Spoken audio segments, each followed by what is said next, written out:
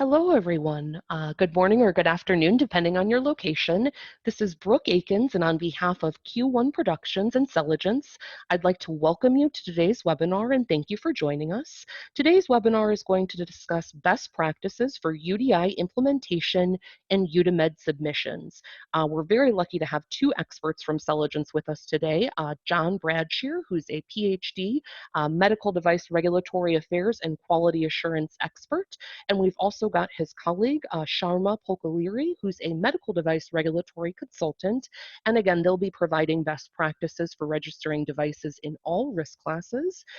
Please note, we will have time for Q&A dedicated at the end of the presentation, and you can submit your questions at any time during the presentation via the Q&A feature on your Ring Central toolbar. I do encourage you to be as specific as possible when submitting your questions to our speakers. Please feel free to include an example or reference back to a particular area within the presentation to better assist them in thoroughly answering your questions. Please note that we will get to as many questions as we can, but any that are not answered will likely be followed up by a Celligence team member at a later date. We look forward to your questions, and thank you to everyone who pre-submitted questions as well. Again, we've saved a few minutes, and we greatly appreciate any questions or comments that come through. But without further ado, I want to hand it over to Celligence's Dylan Mulvihill, who will be kicking things off today.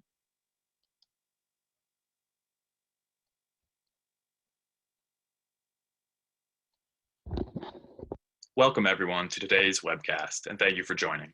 My name is Dylan Mulvihill, and I'm an associate here at Celligence. And today we will be reviewing the best practices for UDI and Udemed submissions. And joining me for today's featured presentations will be Sharma Pokaluri, a medical device regulatory consultant here at Celligence, as well as Dr. John Bradshear, a medical device and regulatory expert here at Celligence as well. If you have any questions about Celligence's capabilities or expertise, feel free to contact me at the email address at the bottom of the screen. Today's agenda will include a brief introduction about Celligence from myself, and directly following that will be our first presentation from Sharma Pokaluri, who will take us through the most salient points of UDI, its complications, and the strategies for compliance. Following that, Dr. John Bradshear will take us through his presentation, providing insights from his perspective on the Udemed database. And then finally, I will walk us through a few case studies based on our previous and ongoing projects related to Udemed and MDR here at Celligence. And finally, afterwards, we'll have time to field questions from the audience for our Q&A and discussion panel led by our two presenters, John and Sharma. And together, these two experts have nearly 50 years of combined regulatory medical device experience. So just to provide you with a brief background on Celligence, we were formed in 2017 with the intent of improving quality and compliance while reducing the cost for the life sciences industry in the area of regulatory affairs. We serve some of the top global companies in both the device and pharmaceutical sectors. Celligence also provides niche regulatory affairs services such as MDR gap analysis, CER writing, device registrations, and other operational and strategic activities required for global device compliance. Our offices are located in Chicago, where our headquarters is, as well as London and Bangalore, India. And Celligence's delivery center in India, combined with our large network of device experts, allows us to ensure both high quality and cost efficiency. You can email me with any further questions at the address towards the bottom of this slide. And I now would like to pass things off to Sharma Pokaluri for our first featured presentation.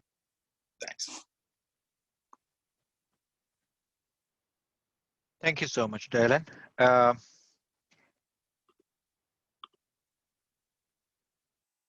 am coming across from the UK notified bodies experience as a lead auditor for the last 18 years, and had been across with two of the UK's notified bodies and have been coming across with various medical device and IVD technologies, including the drug device combinations. My expertise had been as a product reviewer and also as a lead auditor conducting on-site audits. So I have the objectives in the next slide for this presentation. We are trying to go through with the basic concepts of the previous concepts like export administration number, GUDID, basic UDI, and the basic concepts of the UDI into the device identifier, production identifier, and other areas. Also, which markets had what kind of a regulatory information, what are the historic perspectives of where the UDI concept has been rolling around, what are the real-time complications we come across, and the practical solutions in the industry which have been applied by different case studies. So going across our first disclaimer, we had been using some of the material, graphic material and other kind of pictorial material from other parties, and it's only for the educational purposes, and we have been referencing them, and we are not making use of any of our economical benefits of that, and we are trying to give that referencing by avoiding any of a plagiarism. Thank you. In the very basic concept of the unique device identifier, as you can see in the label from Medtronic, it is showing you the barcode, and along with the HRI, human readable interface, underneath is a part. UDI is a part of the label of the products, where you can see the static part of the UDI and the dynamic part of the UDI, which is becoming an integral part of the product labels. In the next slide, you should be able to see the parts of the unique device identifier. The static part is called as the device identifier, which is including the GT number, the global trade index number, which doesn't change often unless the product variant, a commercial variant, is being introduced and the product is taken as a new registration. And the production identifier, which is looking as like lot number or serial number or the expiration date. Those are something which are dynamic, which will be keep changing from batch to batch. So the two elements of the UDI are the device identifier and the human readable interface. In this label, which you can see from CompuHyper Global Med, the brand name and the different other kind of elements of the label, you can see the regulatory agencies will be trying to identify the UDI for the purpose of pre-market launch and during the launch product registration and post-market support. So in the area which you can see the expiration date, lot, serial number have been given explicitly by manufacturer, the barcode and the human readable interface of the UDI is going to help the systems to identify, track, and capture the product in the supply chain. So in the next slide, you should be able to see the different forms of the same UDI, which you can see like serial numbers for equipment, and you may be seeing like batch numbers for production equipments, and at the same time you can see the what's this like the serial numbers which have been given, sometimes been obscured. So UDI DI is a mandatory requirement outside the EU, but and the production identifier is something which can be left up outside of the UDI. So technically, in each of the market requirements, this is changing, which I will be emphasizing in my later slides. So here in this slide, you're able to see the device identifier and the production identifier. The first part of the device identifier is what you call it as G10, product identifier, with the application identifiers in the brackets as like 17 standing for the expiration date, 10 for the lot number, the following number is the production identifier of the product. So in the latest slide, you should be able to see what the concepts actually stands for. UDI is being implemented through GS1 as one of the organization who is proposing the GS1 standards. But there are other forms of standards as well, like HIBCC and others. But around the world, different countries have been using different kind of standards. So we will be discussing about that concept in the later slides. Here in the UDI, the product identification, the device identification is the GTIN, Global Trade Index number, or the item number. PI, the production identifier, is given through the application identifier, which I have mentioned earlier, like 17 as expiration date, 10 as your lot number, or 21 as your serial number. So you have different kind of a codes attached of it, which you can come across from the GS1 standards. In the manuals, you will be able to use as per the product nature, as per your product services. You can actually tailor the complete UDI as per what you're seeing underneath.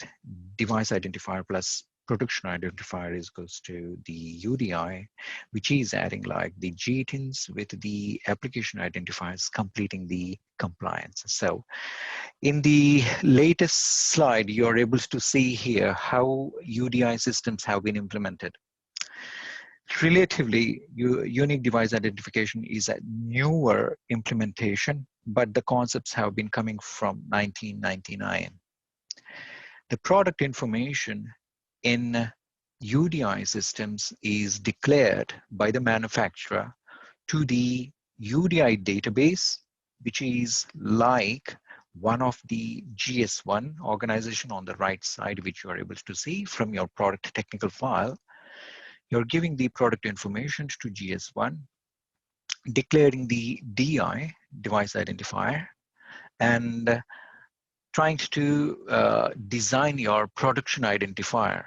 And simultaneously, on the other side, you're going to the National Competent Authority agency, FDA, as in the case of US, and as like MHRA in UK, or maybe HPRA in Ireland, or ANSEM in France, or anyone else as like the National Competent Authority, declare them the product registration, tell the product device identifier, and when you are providing the product, shipping it to the medical device user, you're able to track and trace where the product is going.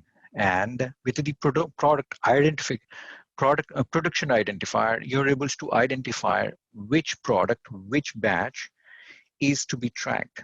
So this is a quick workflow which is telling about the product technical information, who is the issuing authority as like the UDI codes, and where you declare as a manufacturer, where are you going to declare these codes to the National Competent Authority, and when you're shipping the product, how the way the medical device user is going to receive that code.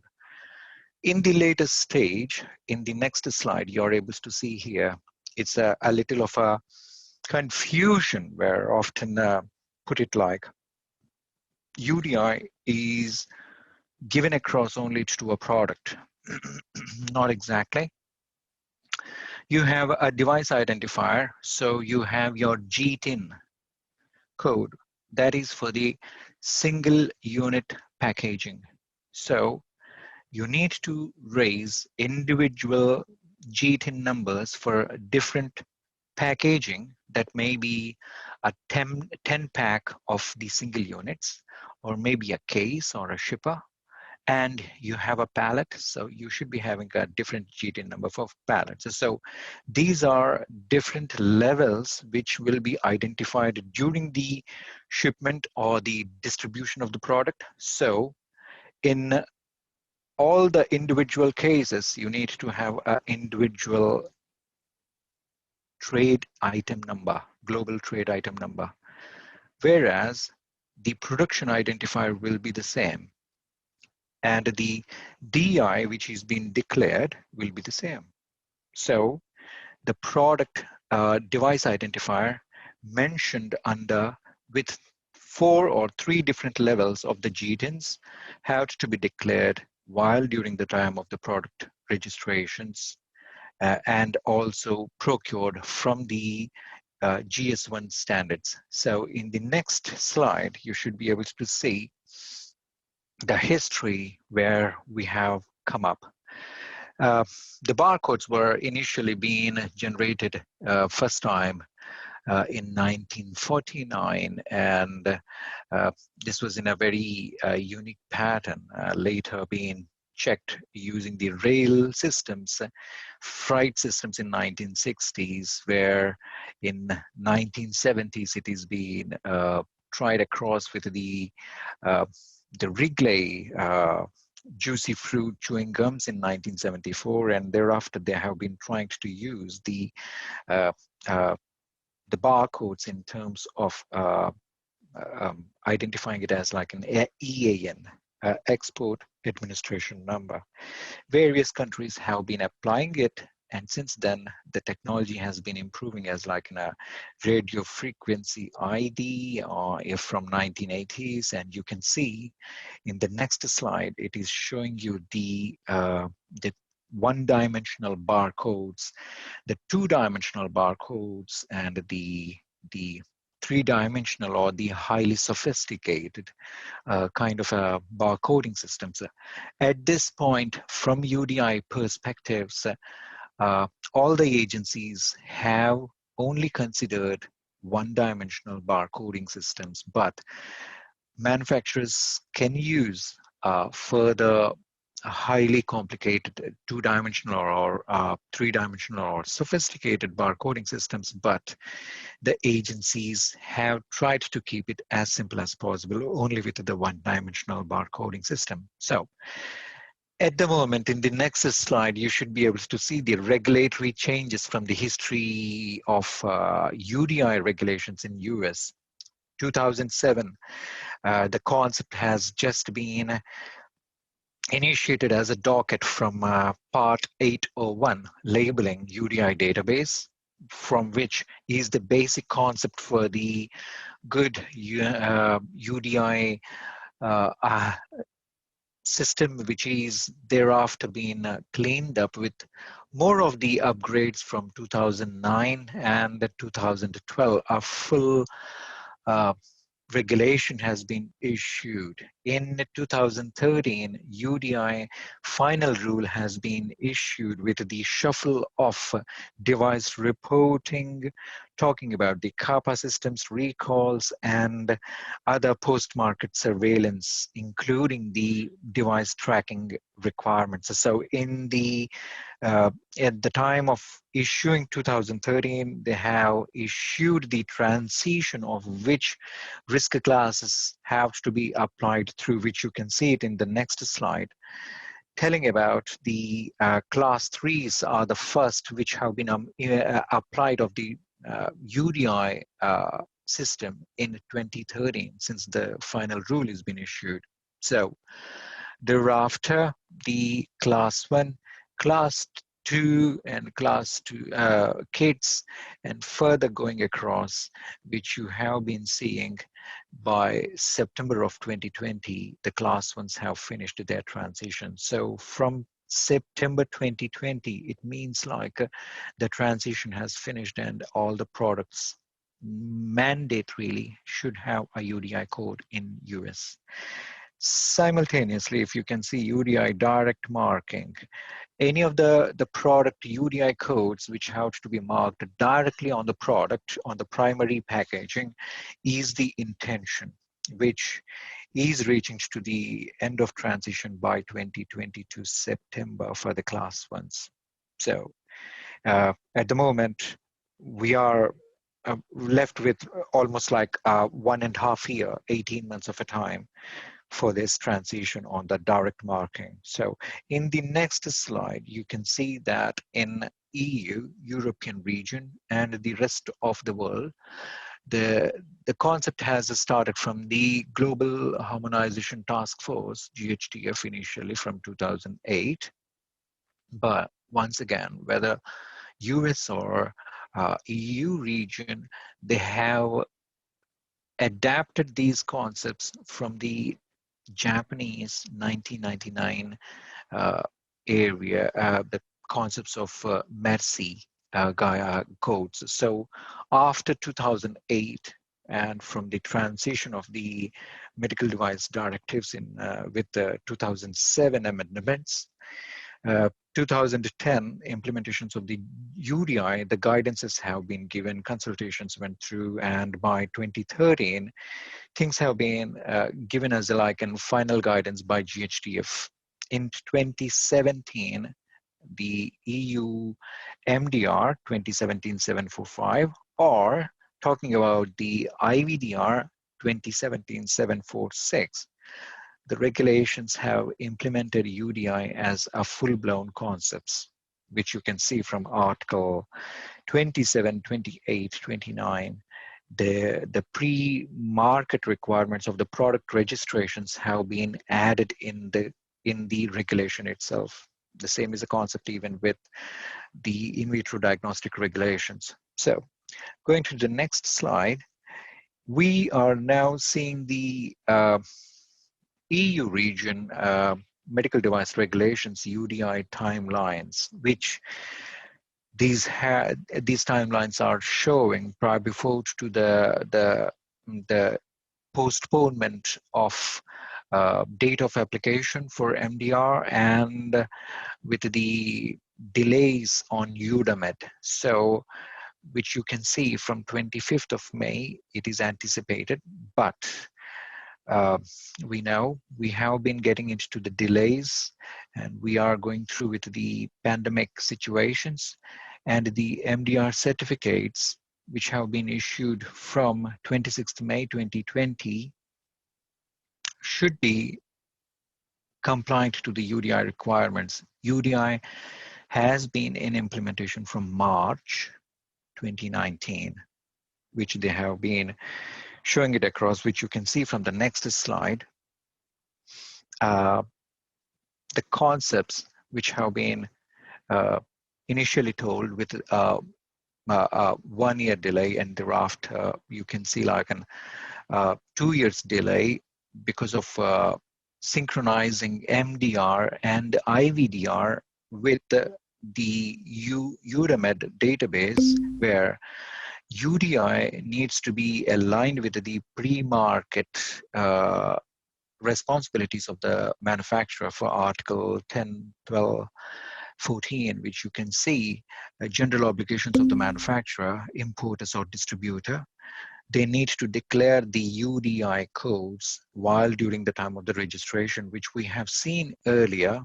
We need to take the product information, register it with the GS1 organization, get the UDI code, and take the code and register it with the National Competent Authority. And for that, doing so, Udemed is the instrument in European region. Because of the delays, which we are able to see from this slide, the date of application, we are still not able to efficiently update it, but individual member states and their national competent authorities have been implementing that. So in the next slide, you're able to see the dates which of the risk classification of the medical devices in the European region are going through with the Udemed start. The anticipated start of Udemed is 26th May 2022, along with the date of application of Ivdr regulations. Till that time, they are giving a transition time for the lower classes of class 2B, 2A, class 1s, but at the moment, with basic UDI being in mandatory from 26th May 2021. But prior before to that, manufacturers need to have the processing system and think about these transitions and work out with this with the product UDI to be declared to the national competent authority. So if you are seeing at this point the labeling package and the direct part marking DPM, you can see the transition from the green buttons which are mentioning like the class 3s will have time until 26th of May 2023. So at the moment, all the agencies are focusing on the labeling packaging, and thereafter they will be focusing towards the direct part marking. So in the next slide, I want to show you with the extent the other countries have been using.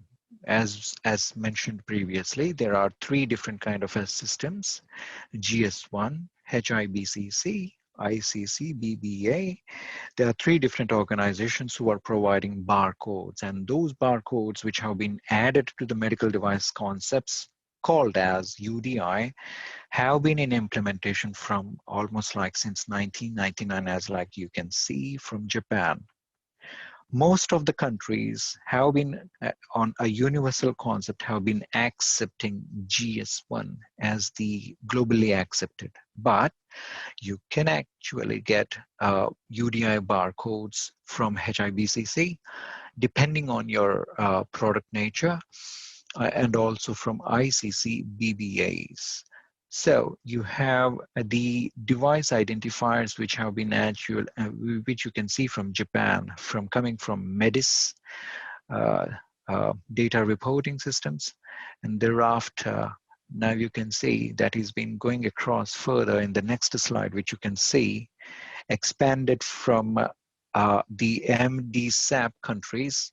It's going across to other ASEAN countries and including the rest of the world, as like Singapore, Taiwan, or in the previous slide as like India. So the concepts have been growing to be universal, and UDI is now being efficiently used in most of the countries for the purpose of tracking and tracing the product in its supply chain till the time from the start of the manufacturer to the end user or the patient. But bearing in mind, in the next slide, you can see the kind of complications we come across with UDI system. Yeah, we have 3 different accreditation agencies: GS1, HIBCC, ICC, BBA, who provide different kind of barcodes which are not harmonized. The length of the barcodes are different. The date formats are not harmonized, whether it in European region or FDA region, and to a concept of sorry, it should be ISO 3166 formats, which is like year, month, and date. The base package, which is talking about the simplest case as like the label containing the UDI, DI, and the PI, is not clarifying as like it is one manufacturer or a multiple sites. They may be having organizations which are making multiple site operations where they have manufacturing sites in more than 1 or 2 countries or in multiple regions. How the way that is being guided by the guidances is not being clarified. Packaging configuration is not being clarified, as like you can see the production identifier is optional. So from GS1 point of view, it is optional, but from European concepts point of view, it's mandatory because ISO 15223-1 or -2, they tell harmonization with the MDR requirements or the Ivdr requirements, which they mention that the product expiration date and lot number are mandatory. So these are 2 contradictory directions which are the complications which you can see. The manufacturers are confused from them. Direct marking, where the size of the product and the kind of amount of a space which is available directly on the product, which may be of miniature size or maybe of a massive size, where you can print a barcode directly or a human readable interfaces. That direct marking is once again is a conflict which is not being clarified in most of the situations. You have special cases as like medical device software or drug device combinations, as like products which are containing medicinal products. The labeling concepts are taken away by the medicinal product regulations. So technically in those areas, the UDI concepts do not effectively play. And as like you can see further in the next slide, the unit of use, sometimes you may be coming across a bag of 100 examination gloves. The UDI codes are for individual items, or is it just for the box of those 100 gloves? The concepts have never clarified that. So there are situations where manufacturers may be having a respiratory sensor which is being sold as like a bunch of 1,000 pieces or 100 pieces. Obviously, the manufacturer will be having confusion about how to do these UDI labeling. And there are special cases as like you're seeing like procedure packs and some of the class 1 devices. So we're going across how to implement in the next slide. You are seeing like the strategies for UDI compliance is registration of the economic operator, registration of the device, and taking those registrations and aligning with the product information, declaring the data elements and the unique device identifiers, which part is the device identifier, what are the different kind of commercial variants, and having a dialogue with all the parties as like the notified body, whether a class 1 product is a sterile product or a non-sterile product, measuring product or a non-measuring product, get a clarification from the notified body or the other agencies, getting it issued and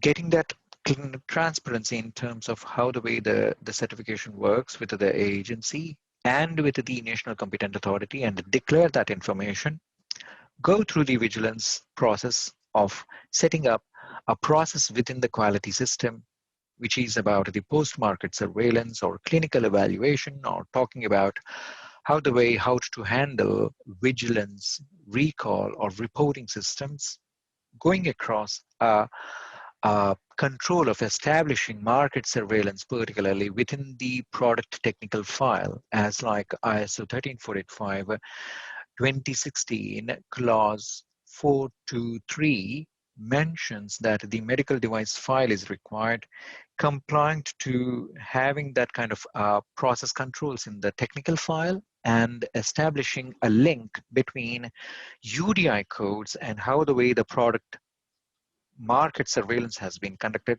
And as like you see the clinical investigations from the sponsors or the manufacturers, and identifying the product information, and actively keep reviewing with the UDI codes which have been continued or discontinued or made obsolete, or any of the commercial variants have been issued. That's a way of keeping the line in a continuous process, as a dynamic process. So coming back again, if it is a new code, registering it with the economic operators devices, and once again running from the first steps is the best way to do. In the next slide, here is the active references which you can go across from the regulations and from the guidances which have been given across by the agencies around the world, which you can see, even including the white papers which have been published by some of the regulatory forums, including someone like Emago or BSI. You should be able to have more of the support from the industry. With that, I'm passing on the rest of the slides to my next expert, John, Dr. John Bradshaw, who will be taking you through with the European and the rest of the Udemed implementations. Thank you, Sharma, for that presentation on UDIs. My name's John Bradshaw, and I'm currently a subject matter expert in regulatory affairs and quality assurance for Celogens.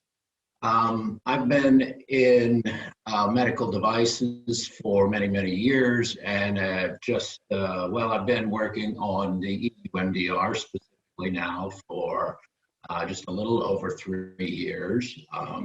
And today I'd like to present to you my understanding of Udemed, including the structure and availability of various modules. We'll move on to the actor registration module and then discuss the process rationale and documentation. The modules of Udemed are shown here in graphic format, where the actor registration module at the upper right is currently available. And we have further modules which are scheduled for availability during the coming months for the UDI and for the notified bodies modules. Those are expected by May of this year. By contrast, to the left of the center line, we have modules for vigilance, for market surveillance, and for clinical investigations that are currently scheduled or slated for a delayed implementation as of currently scheduled for approximately May of 2022. So we have about 16 months before there's a deadline for those. However, the European Union Commission has indicated that there will be rolling availability for these various modules, meaning that should any of the modules be ready before their date of delivery, that they will be made available to the community for testing and eventually for use. Now, currently we have the actor registration module available to us, and this was made available to the community as of the 1st of December of 2020. As I said previously, UDI notified bodies modules will be available as of May of this year. That's the plan. And we'll see these on the left available in about 16 months in May of 2022. Now, as with all of these modules, their use is going to be voluntary until the EU publishes a notice of full functionality. And at that point, they will mention the date of applicability, and at that point, the use will become mandatory for all users and all economic operators. Now you can navigate to the website for Udemed currently, and since December 1st, this was become available. And this is the homepage that you'll see where you have a lot of functionality provided. There's a lot of functionality encoded in these various different tabs at the top. And this is also configurable to multiple different languages as shown over here on the upper right in English, but configurable to any of the active languages in the European Union. So when you get on this site, you will be designated as a current actor, and you can proceed to perform your actions required to register your economic operator. Now, registration itself is necessary for 4 types of economic operators, including manufacturers, authorized representatives, importers, and system and procedure pack producers. It is not necessary for distributors. So be aware that as you go through this process, it will be necessary to do a separate action for each type of role that you're fulfilling, such that if you have one facility, which includes both functions as an importer and a system pack procedure pack producer, you will actually be required to do two separate registration activities in order to fulfill both of those roles. The person that actually does the registration online is automatically assigned a pair of informatic type roles, including what are known as the local actor administrator role and a local user administrator role.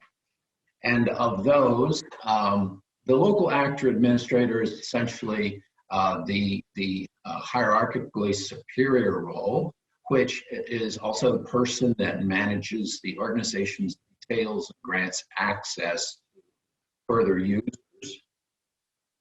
The local user administrator is actually involved in granting requests for use on a daily basis for the organization.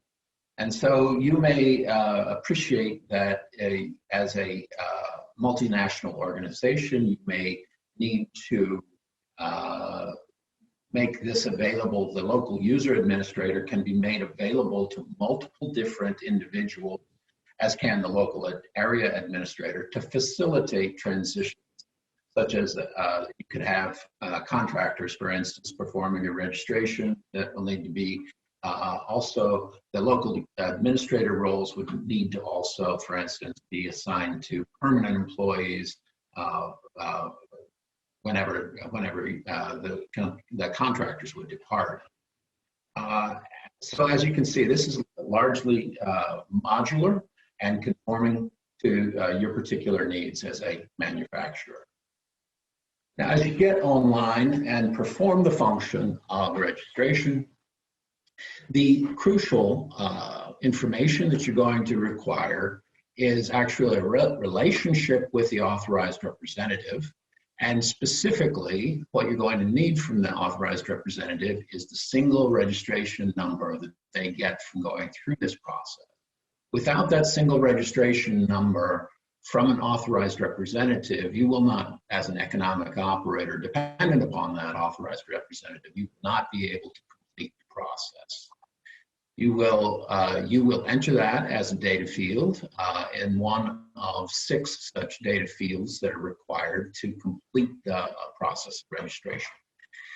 That relationship is also documented in a document that you upload to the site that shows that you have an agreement between yourself and the authorized representative, and that document has to provide a date for its validity so that it is clear when it starts and when it ends. Moving along to other data fields involved in this process, you have the local area actor administrator. There's a lot of basic information that is provided for identification of the individual. But then you will note here that it does require also a signed declaration of conformity to be uploaded to the database. Moving along, you have further identification provided in several of these slots. Some of these are a little bit specific information that you may want to organize before you get ready to perform your registration. Among those pieces of information, perhaps a little bit more obscure, you'll need your value-added taxation information, including a value-added taxation number if you have one, and what's known as your economic operator registration and identification number, which is obtained from customs agents and is used to facilitate actions for customs order. moving along, you've got additional data fields necessary to complete the process, a lot of identification provided throughout. And then lastly, you're going to have your person responsible for regulatory compliance nominated. And this person, be aware that this is a modular type role, which can be divided amongst various different individuals or legal persons in order to fulfill different roles for regulatory compliance. So, for instance, you may decide that for field safety corrective actions, you need one legal person responsible for that, while it's a completely separate, different legal person responsible for post-market surveillance. That is something that you can do, and you provide just simple documentation for the way that you're dividing those roles for your actor, your person responsible for regulatory compliance. Once you've completed these data fields, you're then able to finish the process, and it will create for you what is known as a single registration number. And that, shown here at the bottom, is in the format of a 2-character country code, a 2-character economic operator type code, and then a 9-digit numeric code, which is these all together are your single registration number. This is the number that you will use for numerous different documents interacting with the notified bodies as well as the European Commission. You'll have it present in your tech files, but also you'll have it present in your post-market surveillance update reports and your summaries of safety and clinical performance. So this is truly a crucial number that you will be required to have in the EU MDR era. Now, for those of you that haven't already started, this is really the prime moment for you to get started on working towards compliance with the requirements for UDI and Udemed. Specifically, there have been a few legal manufacturers that have completed the process of an audit with their notified body, and several that have completed the process have noted that some of the more common observations that have been issued with respect to Udemed include things like UDI information not aligning with Annex 6 UDI data sets provided by the Commission, and second, the overall failure to document compliance strategies in the quality management.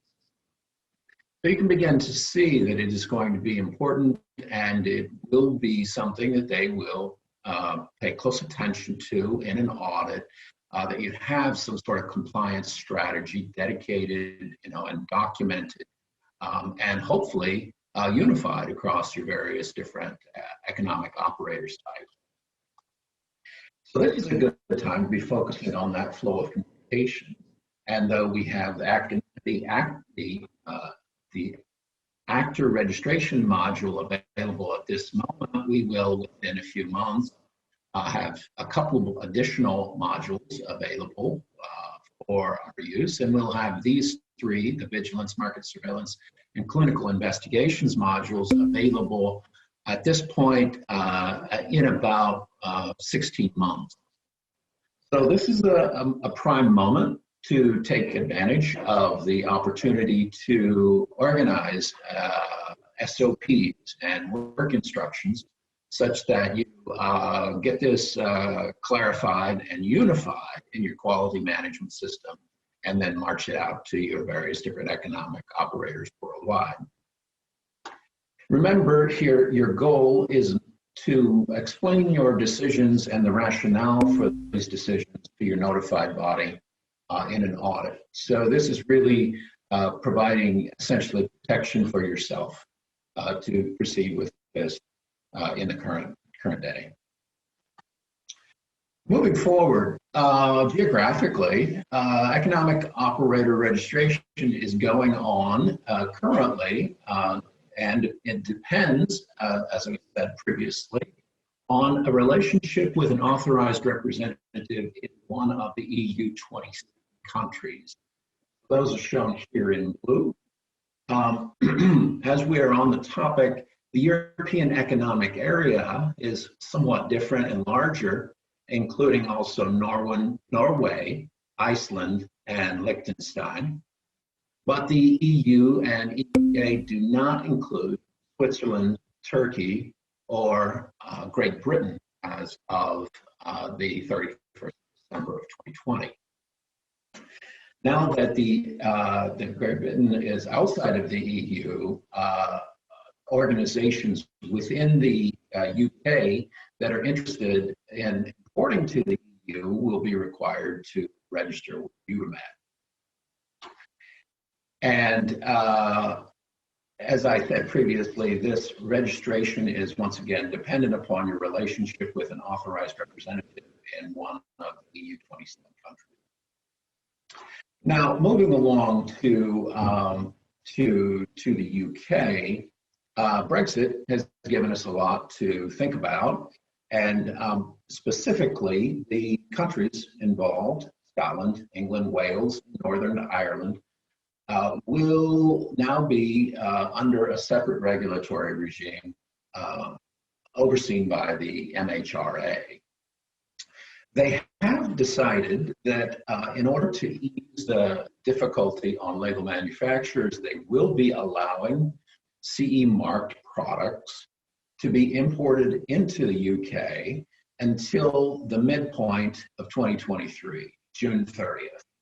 And so we have about 42 months of allowance for legal manufacturers to continue to sell on in the UK with a simple CE mark obtained from the EU. That gives us a lifeline. But the UK does expect for manufacturers that are marketing within the country to complete registration, and that is expected on a rolling plan within the year. So if you're a Class 3 or a Class 2B manufacturer, you'd be required to register by the 30th of April. For Class 2A, it would be the 30th of December. And for Class 1, it will be the end of the year. Now, in order to stay on the market in the UK, you're going to need, as a manufacturer, something very analogous to what you need for the EU and Udemed. You need to designate a responsible person in the UK, and then you'll register through that relationship. You'll register with the MHRA, and you'll upload the agreement between yourself and your registered person. Now, this brings to mind the role of the United UK registered person combines the roles that are known in the EU as the authorized representative and the person responsible for regulatory compliance. And in so doing, your UK responsible person fulfills both of those roles and will need to be located within the UK in order to facilitate prompt response to public health needs. The UK, one good bit of news here is that the UK will not be implementing the EU MDR specifically, and they will continue on a regulatory regime much more like the MDD.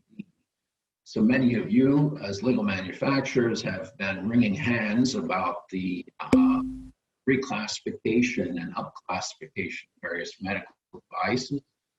You will have a little bit easier time in the UK in the respect that you will not be compelled to provide the same documents or upclass devices to the UK. You will be able to continue on a more MDD-like regime.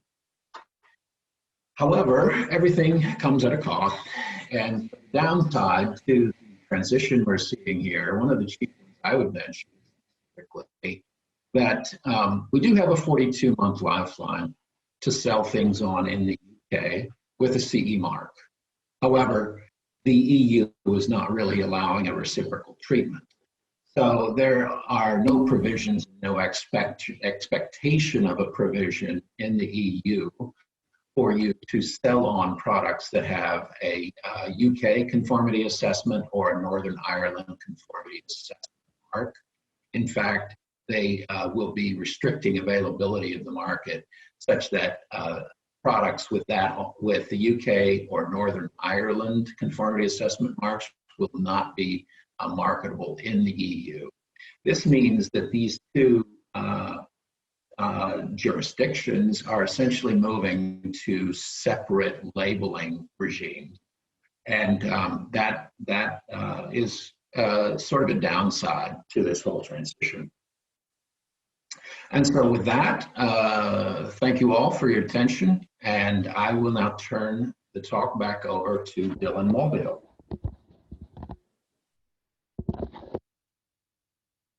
Thank you, John. And thank you to both Sharma as well for those thoughtful and insightful presentations. I would now like to move on to a deeper dive into our services and then walk you through a brief selection of our case studies to see how we at Celligence have assisted our clients with the MDR.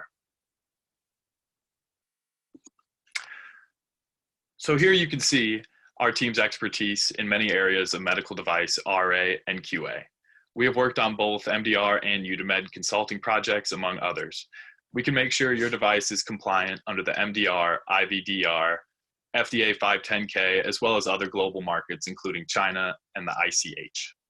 We have worked with multiple clients in a variety of therapeutic areas, some of which you can see here, but they include ophthalmology, dental, oncology, as well as others. Our experience is vast and deep, with well over 200 years of cumulative experience and a global pool of subject matter experts in the US, Europe, and Asia Pacific regions. For a more in-depth look at our services, I encourage you to reach out today or explore our website for further resources.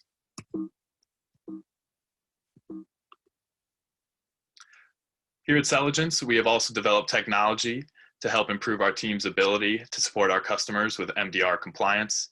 To start, we have focused on ensuring that labor-intensive elements of aspects like writing a CER, including the literature review and adverse event data analysis, is all made more efficient for our team using our proprietary solution, which aims to achieve a 20% time reduction for our medical writers, saving costs at the same time, of course.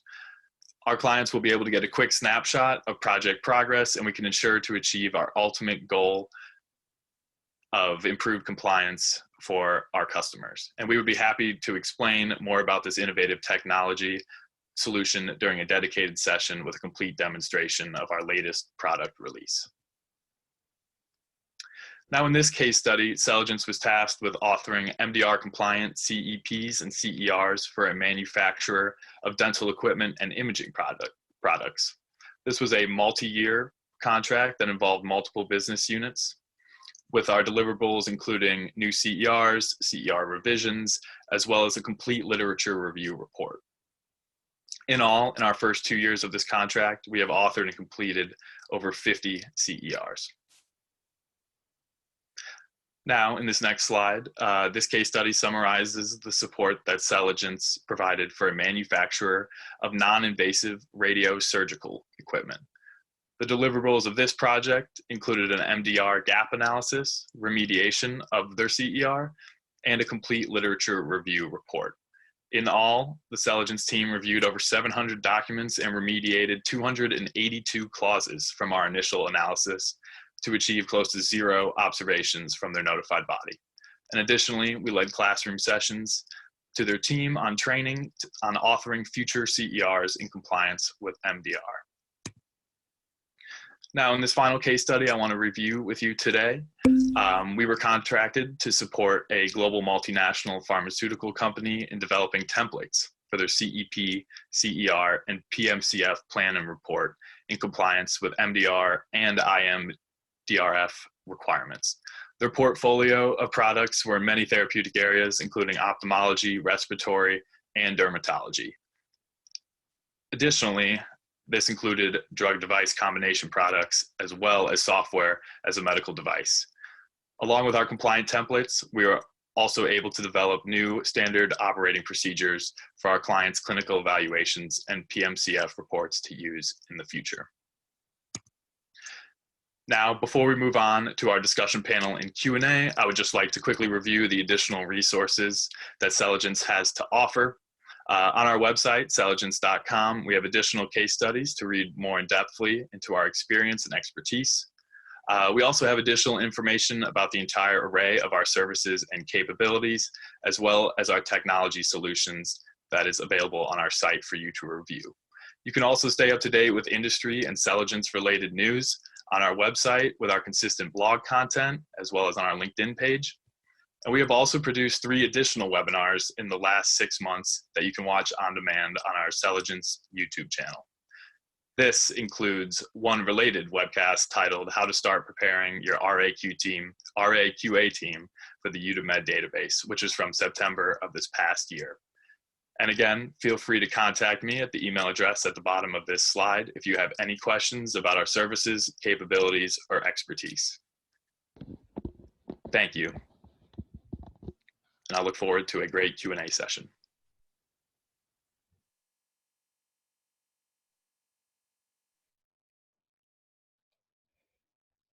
Thank you so much to our presenters, who I'm going to welcome onto the line right now as we are going to begin Q&A. I know we are a bit over time, but we do want to take plenty of time for questions here. And I see John has turned on his camera. Thank you again to our fantastic presenters, Dr. John Bradshear, as well as his colleague, Sharma Pukalari. Gentlemen, excellent presentation. Please continue to submit your great questions to our attendees in the Q&A feature, and we will get to as many as we can in this Q&A time. But Sharma, first question that came through I have is for you, and I think is a great one to start off with. Thank you again for such an excellent presentation. This question is asking, what products are subject to the UDI system? Great question that I think we can qualify, as we've got a number of different attendees on the line today. So again, Sharma, which products are subject to the UDI system? In terms of exemptions, any of the custom designed devices or any of investigational devices, except them, all the medical devices, including in vitro diagnostic devices, have to be complying to the UDI requirements. So if it is any of the Article 18 of the implant cards, if we're talking about any of the implants, there are in terms of exemptions from the implant cards like the sutures and other. So still they as well need to be compliant to the UDI system. So this is coming from the transition point of view, as and when the Udemed is going to be available, and or the date of application, whichever the earliest is going to come into play. Lovely. Thank you so much for that. And Sharma, another question.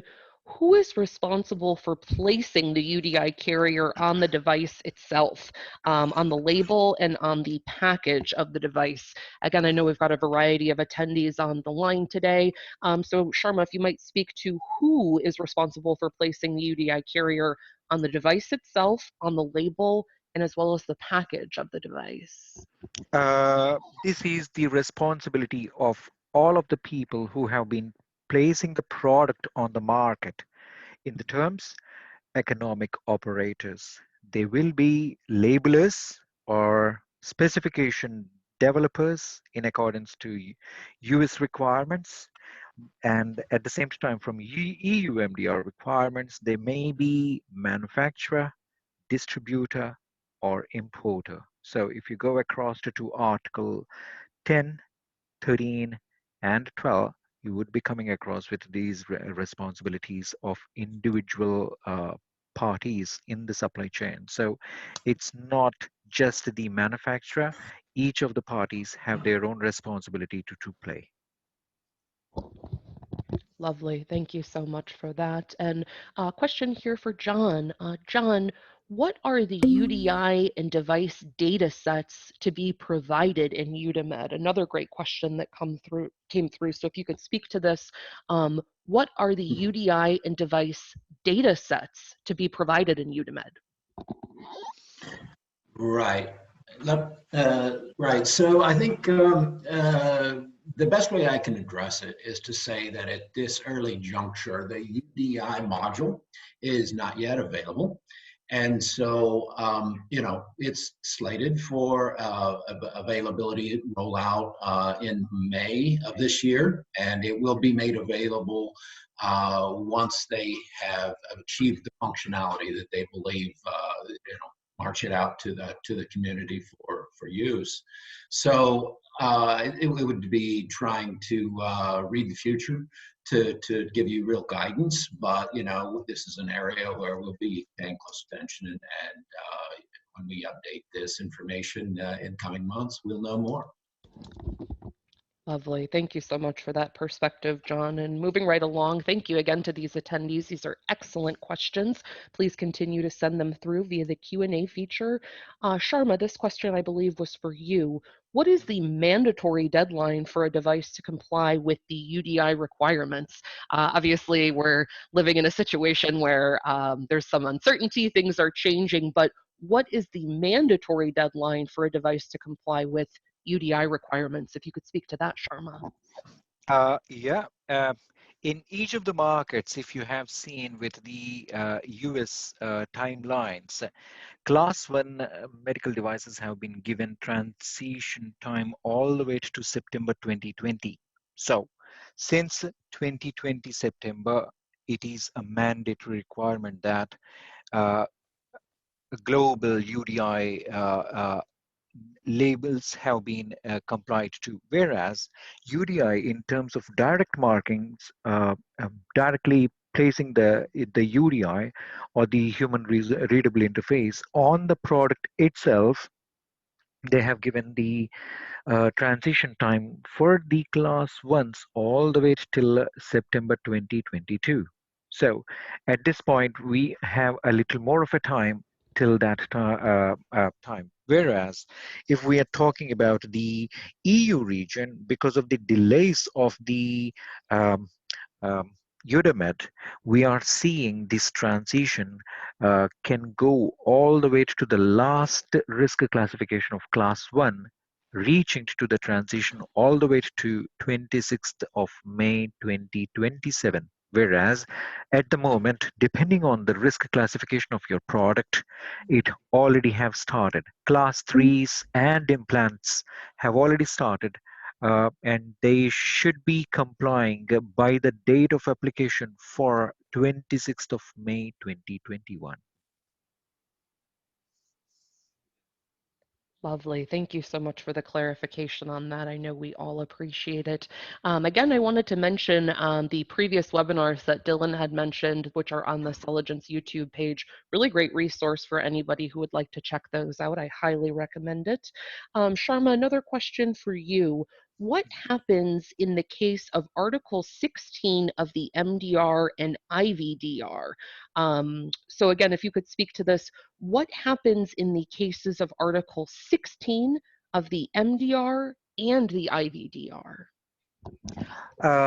Specific areas, I would say, like I can actually redirect this question to John, but I would say, like in the cases in terms of the obligations of the manufacturer applying to the importers, distributors, and other persons, it means like having the pre-market requirements of declaring the product in terms of its UDIs, in terms of its device identifier, which can be traced along with the production and also to the post-market or the product launch. So in terms of the product service, from Article 16 point of view, it is explicitly mentioning in terms of the registered trademarks.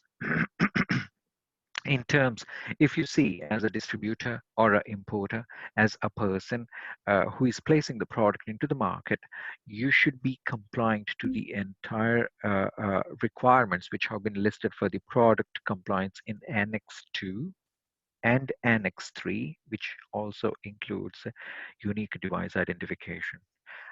I would pass on this clarification further to John. So, John, can you please add any further on Article 16 of EU MDR for this question? No, I think that was an excellent coverage of the material. My understanding is basically very similar. So yes, I understand you need production identifiers and device identifiers in addition to post-market surveillance. Lovely. Thank you both so much for contributing on that. Just a few more to get through. Thank you again to all of our attendees for these great questions. Another question for our speakers. What obligations do economic operators have regarding UDI when assuming obligation incumbent on manufacturers per Article 16 of MDR and IVDR? So let me read this back once again.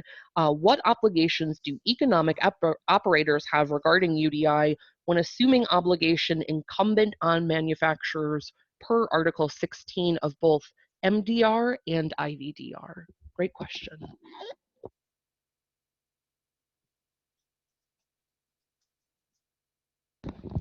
Sharma, maybe if you want to take the lead on that.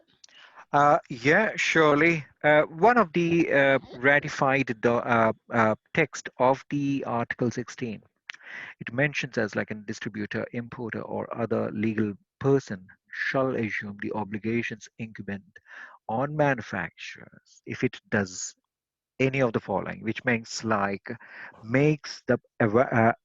makes available on the market, in the sense like, and if we're talking about a product which is being kept as a product itself, we will be compliant to UDI.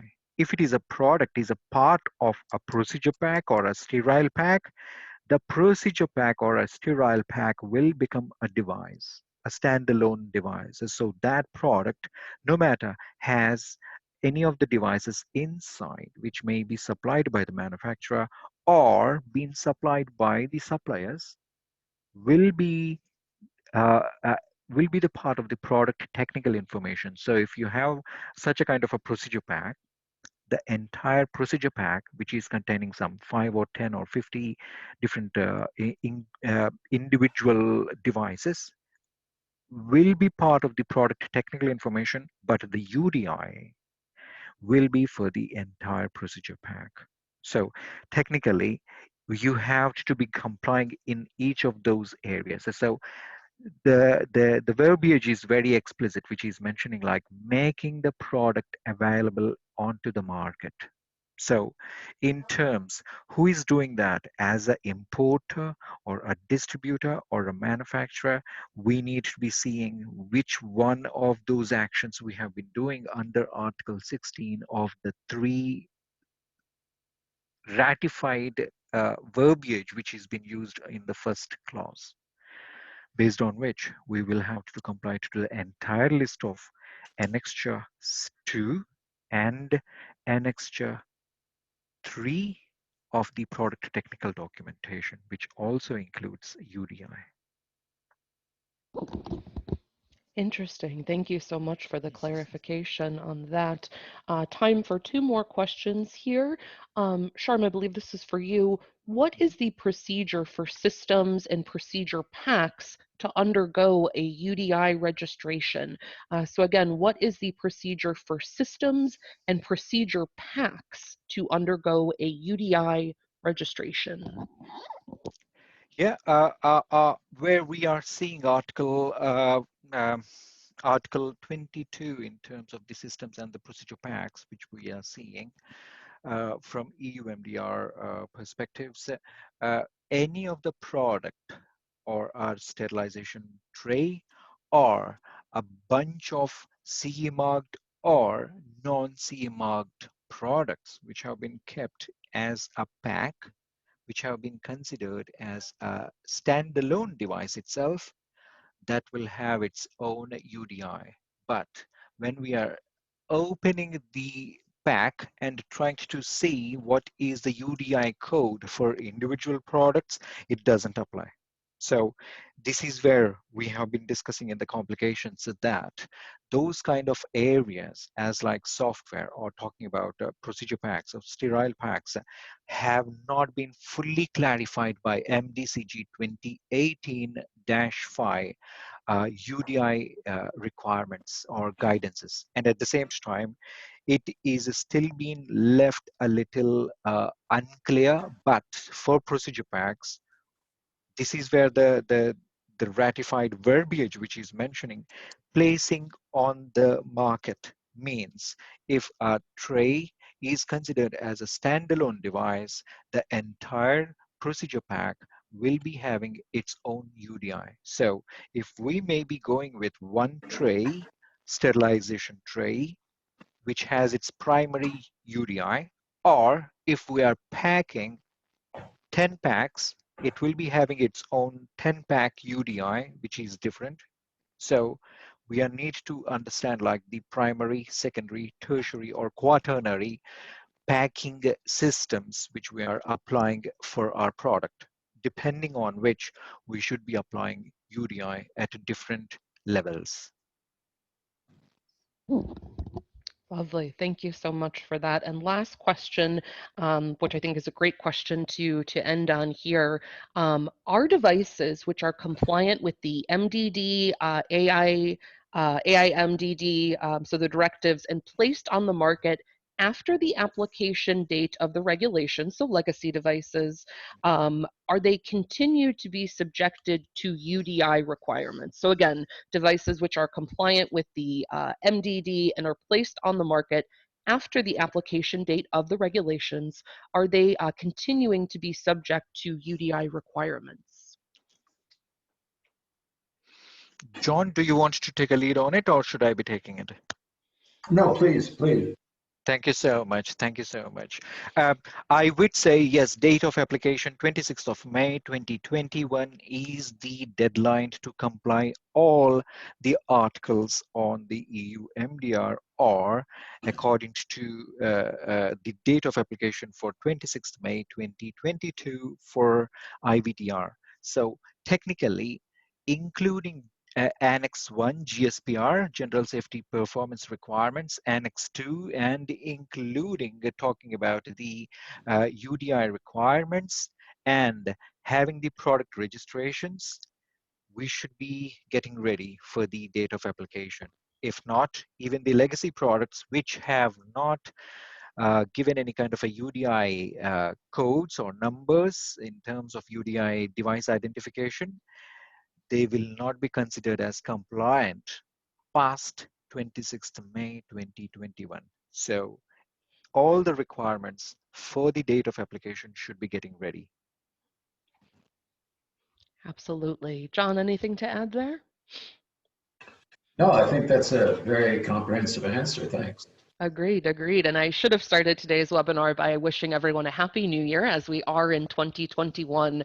And as Sharma and John have both alluded to, the clock is ticking on many of these. So want to thank everyone for investing their time with us today. I know we covered a lot of different areas in great details today. I truly cannot thank the Celligence team enough for their efforts and time in developing this presentation, specifically Dr. John Bradshaw, who's again the regulatory affairs and quality assurance expert in medical devices, as well as his colleague Sharma Pukalari, who's the medical device regulatory consultant.